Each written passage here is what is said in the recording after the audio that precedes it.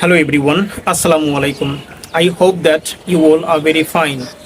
Dear learners, আজকের লেসনে আলোচনা করব কিভাবে WH what which দিয়ে পজিটিভ কোয়েশ্চেন করতে হয়। যেমন দৈনন্দিন জীবনে আমরা কিন্তু সচরাচর ঠিক এভাবে কোয়েশ্চেন করে থাকি। যেমন তুমি কোন বইটি পড়ো, তোমরা কোন কলেজে লেখাপড়া করো, সে কোন গ্রামে বাস করে।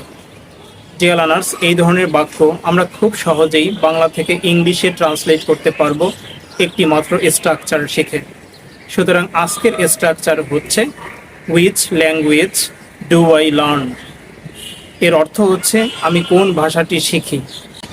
ডিয়ার লার্নার্স, সেন্টেন্সের শুরুতে আমরা WH what which ব্যবহার করব, তারপরে একটি নাউন ব্যবহার করব, তারপরে সেন্টেন্সটা যেহেতু পজিটিভ করব সেক্ষেত্রে আমরা ডু ব্যবহার করব, তারপরে সাবজেক্ট ব্যবহার করব। যেমন এখানে সাবজেক্ট ব্যবহার করা হয়েছে আই, কিন্তু সাবজেক্ট যদি থার্ড পারসন সিঙ্গুলার নাম্বার হয়ে থাকে তাহলে কিন্তু সেই সকল সাবজেক্টের পূর্বে আমরা ডাজ ব্যবহার করব।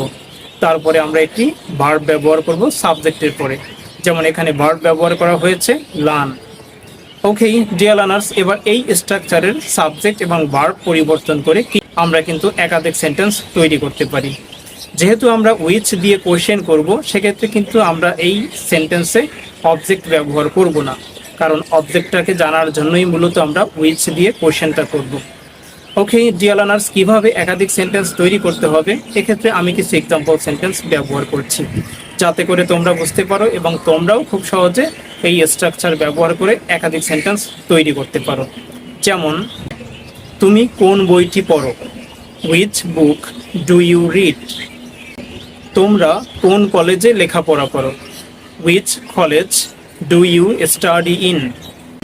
সে কোন গ্রামে বাস করে, which village does he live in.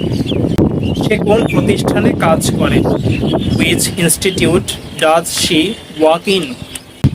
অফিসে তারা কোন ভাষা ব্যবহার করে, which language do they use in the office.